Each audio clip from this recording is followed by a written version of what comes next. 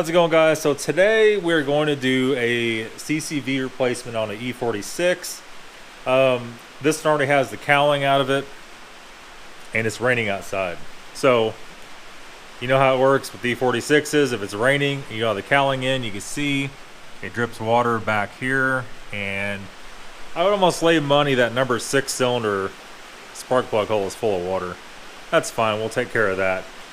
This car had the K&N cold air intake set up. Be a little bit easier to get everything off. It actually has a hard pipe on there. So the goal is to pull that intake off. We'll have to pull, we may not, I don't know. We may not have to pull the disc off. We replaced this CCV valve that's on it. I took the intake manifold off because I had it off anyway. Doing all the lines, and you can see this one little tray is still out of here, so I'll have to put that back in before we're done with this. But we're gonna try to do it with the intake on it. I don't think it'll be that difficult. We bought that's a brand new CCV on it, and it was a cheap one, and it didn't work right. So put it on her. It's just whatever. Most of those cheap ones don't. So we have this one. This one had fantastic reviews. It's a lot better setup. It has the braiding stuff on the hose going to the dipstick and everything else in here that we need. And this was an Amazon purchase. This is the OK Motors one. And like I said, it's the only one on Amazon that had really good reviews. Very few parts have 4.5, 5-star rating. I think this had the full 5-star, and everybody said they had no issue with it when other ones failed. So it was like 40 bucks. There'll be a link in the description to that. And I guess let's get started. So we're gonna go ahead and pull out, those are what, T20 or T25s. We're gonna pull out the equalizer tube first. We'll get us a long screwdriver, we'll pull out that. We may or may not take the disc off. We've already had the dipstick tube out and already cleaned the vents with the coat hanger. And I'll put a picture up of that so you know what I'm talking about on that. You will have to do that if you're going to run a CCV on these cars. Okay, so here we are. All we've done so far is just pulled the aftermarket air cleaner out. We'll let the throttle body boot on it down there. I don't know if that'll be able to stay or not. Depends on how hard it's going to be to get out of here. So at this point, we took the equalizer tube out, and it's right here. Right, so there's a bunch of T20s holding that in, and at this point in time we're just going to remove this upper hose because we have all new hoses with this one. The last one did not come with that. If we do it one-hander or not. Anyway, we're going to remove that. We're just going to snap it out of there because it's already kind of junk the way it is, the way it clips on there. And I think next up we're going to remove the gas tank recirculation valve, and I think we're gonna have to go ahead and pull out, there's a 10 there, and the whole harness should flip down and get out of the way. And try to do it without pulling the dipstick tube out. I don't know, we'll see. Okay, so hopefully you can hear me because we're having a storm right now. So we're gonna go ahead and get, let me see here. That right there. We're going to go and pull the disc out. I think it'll make it easier. Probably going to have to pull the throttle body, but we'll see what we can do without it. I've never done it without taking the intake manifold off. And that's a T40 on those disc bolts.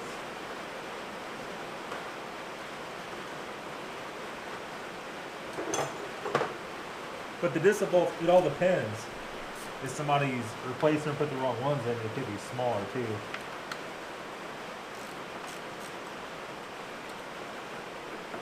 Alright.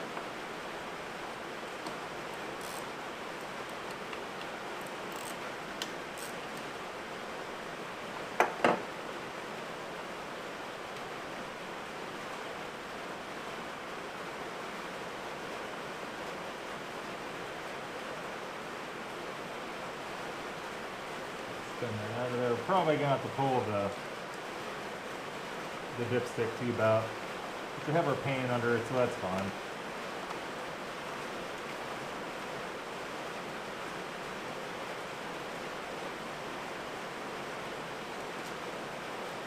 Okay, so that's loose. Give it a wiggle.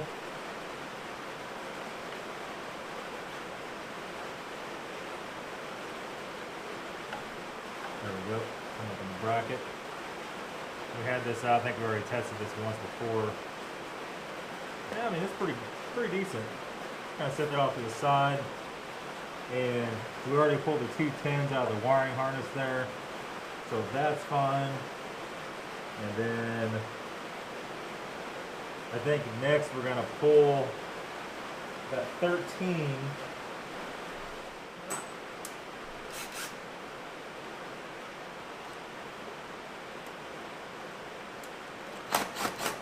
Yep.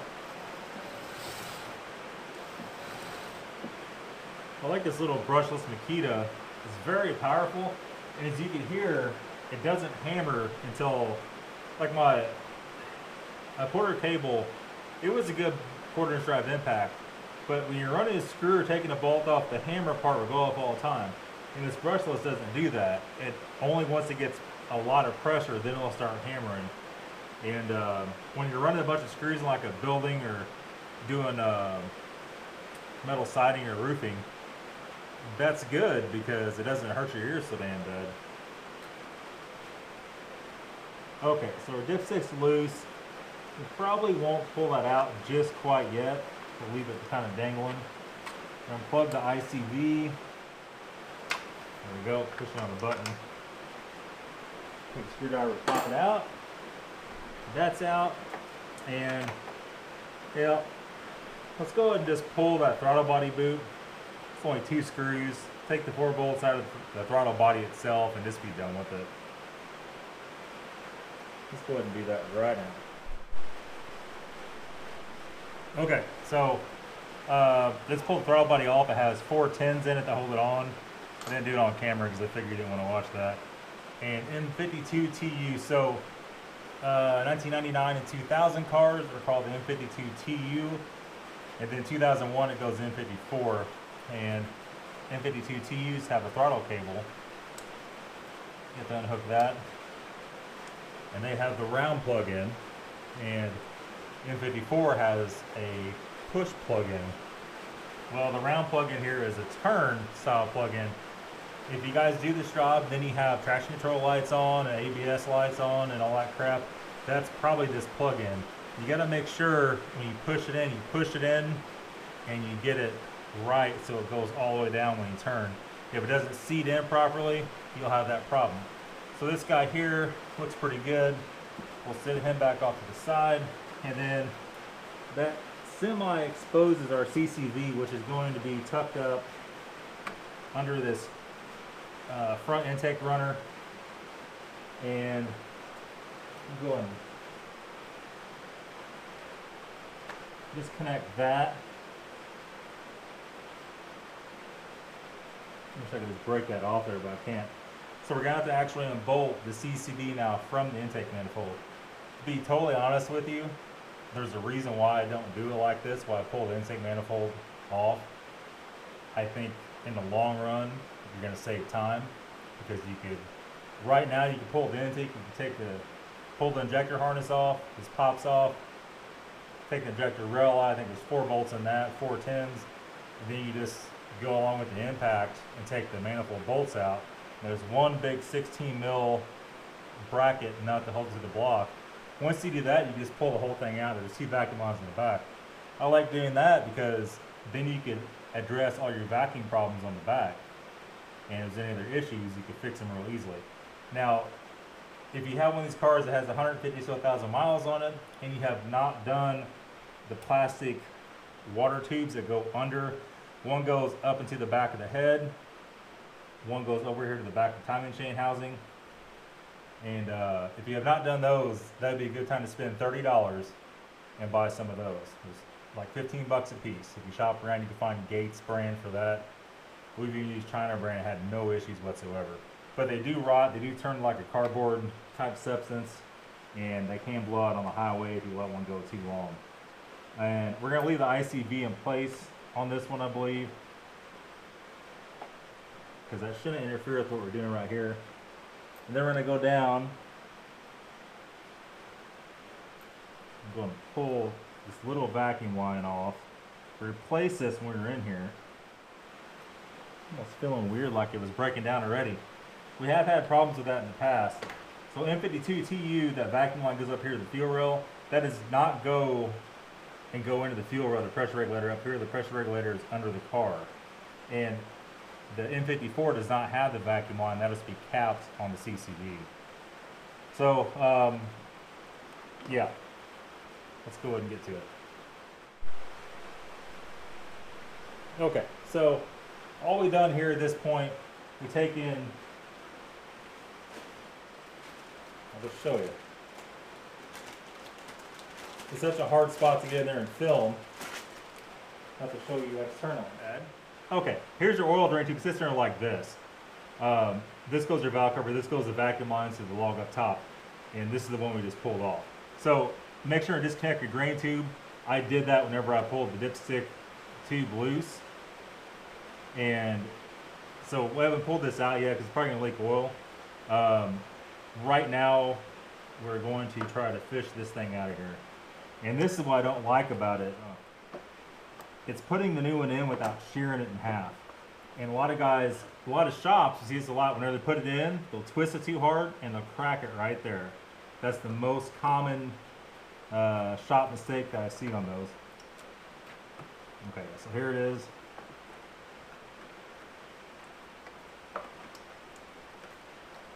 Get out of there. And it's right there. We got a piece of rubber hose on it. We don't need that anymore. Discarded that. And there's how it, there it is. And see, we even broke the nipple off of it, pulling it out of there. So let's go ahead and reinstall the new one. And that should be interesting. Okay, so what we've done here, we just kind of set the CCV in place. We pulled the two bolts that hold this bracket on. This bracket sits in here like this, and that holds that gas tank recirculation valve.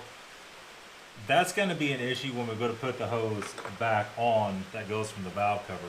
We want a nice clean sweep that comes in there so we can snap it on, and especially the hose that goes up to the top to the equalizer. So here's our equalizer tube out, and we have new hoses for everything. When I cut the other, when the other CCV was bad, to make sure that's what it was, I just broke the line and just clamped a bolt into it just to block it off, right? So we don't need any of that anymore. We're done with all that. Pop that off like so.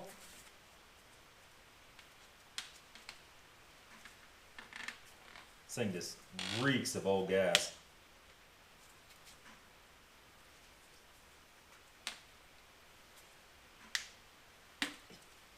And that off like so. And then, let me see here, we have this guy goes on here like that. Okay. And then that is not plugged into that. This guy, make sure you get the orientation right here of this, otherwise it's going to be some bad news. And that goes like that, that goes like that. Okay, and then this goes like that and goes down and hooks on there. I probably should have hooked that on first and then ran it up. In fact, I'm going to have to do that. So that shouldn't be that big of a deal since all these parts are brand new. Unsnap it off there like that. We'll kind of set that off to the side. And then that's our cowling trim. We don't need that. This is going down here.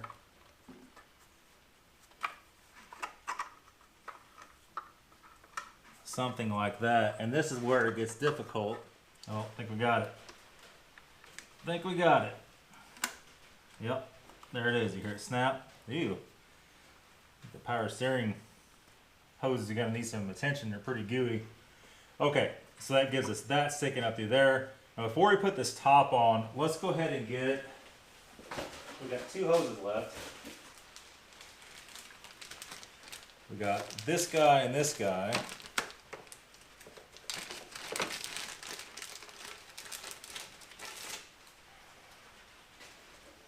This is our hose that goes up to the valve cover. Okay, so here we have a little bit of an issue. This is the old hose, and the O-ring that goes in there that hooks onto the CCV is a little bit on the fat side. That's not really even what the problem is. The problem is when you try to put it in, it's at an odd angle, and it kept wanting to buckle that up, and you can see it kind of rolled the edge of that over a little bit. So all I did was went and got out of my Harbor Freight O-ring kit. This got the same size O-ring, but just a tiny amount skinnier. And once I did that, I put a little grease around it and it popped right in. This one up here fit fine. It was a little bit snug, but it went right in, no problem. You know, you get by that, I guess, by connecting that hose before you put the CCV in, but it does make it impossible to push it in place if you do that. It just all goes back to you're better off doing it with the intake manifold out, because you could do all that. You could put the intake manifold in with this hose on, and you don't have to battle all that nonsense. So let's see, other than that, we're all ready up here. We have this hose, is the only one left. This goes to the dipstick. This is the oil drain, and this has a nice little sheathing around it. So what we're gonna do, did I bring my towel out here? Well, hell no, I left it here on the workbench. Okay, we're gonna pull this dipstick out because we have a clamp on it.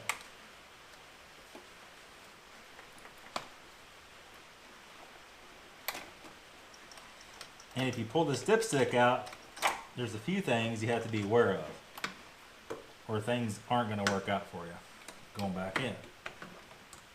So here's that. I almost need something to drain this in.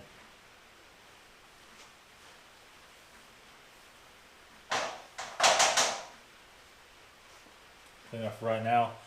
This one came out, the oil ring is stuck in the oil pan, which is normal. So we're going to go and take this clamp here off. And the trick to this dipstick is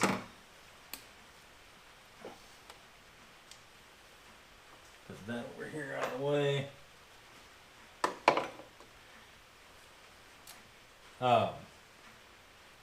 So first thing we're going to do is reach down there in the oil pan. We're going to pull out the old O-ring, which this case is a new one because I already replaced it. I'm going to have to go back in and grab that microfiber. Everything's getting pretty greasy. So we got that wiped off. Let's go ahead and wipe this off and get ready to reinstall. And as I told you before, the little vents down in there on the side, you have to run a coat hanger up there if it's any possibility of being stopped up, and it could be pretty damn hard to clean that out. I'll give you a fair warning, it's not easy usually. We're going to install the O-ring up on here like that, and there should be enough oil down in there to do that. So to reinstall the CCV, put that off to the side, it doesn't call for a clamp on here because that goes on just like so. Before we go put it back down in there,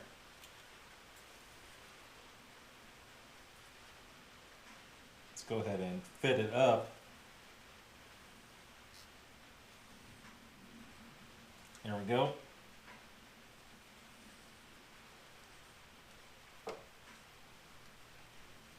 All right, fit it up under like that. We're gonna put this back down in here like this.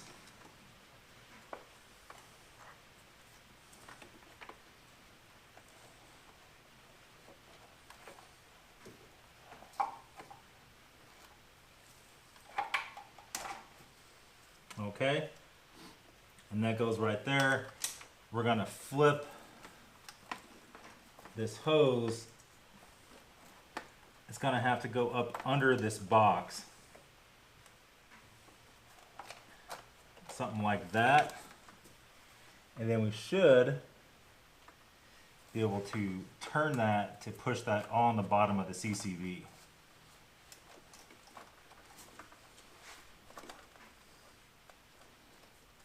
Might have to go under the other hose. Yep. We're going to go under the plastic hose too. The plastic tube that goes to the timing chain cover. So let's go ahead and do that right now. There's that. You cannot confirm the snap.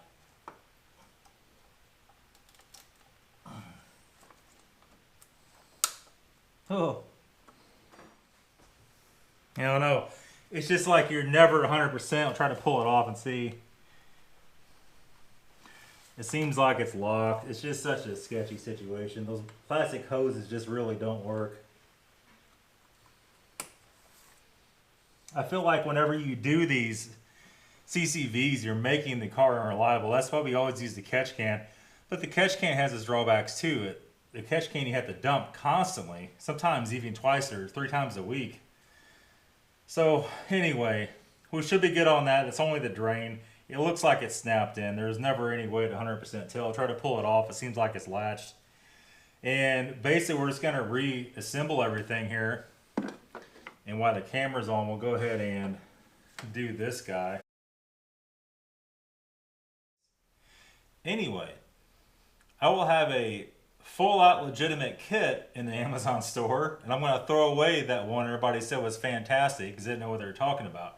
The problem with it is even the OEM kits had bad feedback on them and said that they didn't fit. They're hard to get to fit up, probably just like this, you know. So anyway, the rant's over. It's on there. I had to put a block of wood in there and take a pry bar and push it over and get the latch. Anyway, I was getting at this dipstick. You can't just set it in there and bolt it in. And a lot of the reason for that is because it has to be seated down in there. And a lot of times what I'll do, the easiest way to do it is to take a big pry bar. Where the hell I even put it at? Here it is. And you put it down in there right where that little wire harness tab is on top of the dipstick. You could even use a piece of 2x4 and you got to tap it down in there. And you have to do that. If you don't, do that, what's going to happen, and nobody tells you this, when you drive around a corner, all your oil is going to pour out where that oil ring goes into the oil pan, or it'll just leak all over the place. But ones I get in that aren't seated, with a 20-minute drive, you'll be out of oil. It leaks that bad. So the biggest trick of it is it has this 13mm bolt that bolts the tube down. Whenever you put it in, make sure you can just thread it right in. But even if you can't thread it right in and you didn't tap it down there, it's not in. And you'll actually be able to feel it clunk down in there, and when you tap, it'll sound solid. I mean, that's what you're gonna have to do. There is no way around that. And every video I've seen so far doesn't tell you that. And they should. So what we're gonna have to do here before we can do all that, I think we're gonna go ahead and reinstall the throttle body, because that needs to go on first. And then once the throttle body and everything else is on, then you can finally put the bolt, do the dipstick, put the bolt in it, and that's it. So let's go ahead and reinstall that right now. Well, we got the throttle body on. I'm gonna have to like go to bed. It's like 3 in the morning. Rinsed on too much crap today. Affected my brain. Making me a grouchy old man. Can't be having that. So we got throttle body on. Tomorrow we'll finish it up. We'll get it started up. If we're real lucky, this one will leak too, the CCV, like the last one. And we'll take it all back apart. So, I don't know. We'll see. We'll see. See you guys tomorrow. For you to be about 2 seconds. All right, let's see. Oh my God.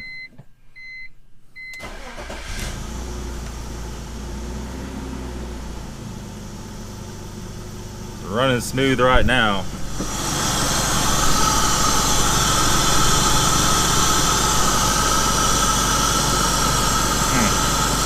Before we go any further, let's check that number 6 spark plug and make sure rainwater isn't in it. Okay, just want to show you guys something real quick. There's no water in any of the plugs. You checked them all, everything's dry. But somebody's numbered the coil packs. You probably can't even see that on the camera. So they've actually numbered them, which is hilarious because, you know, whoever was working on this had no idea what they're doing. Anybody that knows anything knows it doesn't matter which hole you put the coil pack in. But in their defense, well, they blew the transmission up, but in their defense, everything else is pretty good shape. And I can't really find any of the leaks. That power steering seep, we just fixed that, we put a new clamp on it. And everything seems good. I mean, I think we're good enough at this point to go ahead and reassemble the cowling and everything. So let's go and do that now, I guess. All right, so we got her up and going here, if you could hear me or not, hopefully. Let her run just for a little bit, don't want to asphyxiate ourselves. And all the cowling and everything's put back in. So I don't know, I mean, time's gonna tell on this CCV. It really is. And it's gonna tell whether basically it's gonna work or not. So you start getting lane codes for no reason, all kinds of weird running, weird starting issues, and we know it's no good. It does run a little rough the first couple seconds. Now it is cleared up. The gas is old in it. I mean, I don't know. It seemed like it ran fine before though. We'll see, we'll keep on it. That's all for today's video, guys. Hopefully it'll help you out a little bit on doing some of the CCV replacement. I'll try to find a good link, OEM link, to put in the description or in the Amazon store in the description. OEM is gonna be like $100. I give you a fair warning. So if you're not prepared to spend $100 at a bunch of time, get the $15 catch can and be done with it. That's it, guys. Thanks a lot. We'll see you.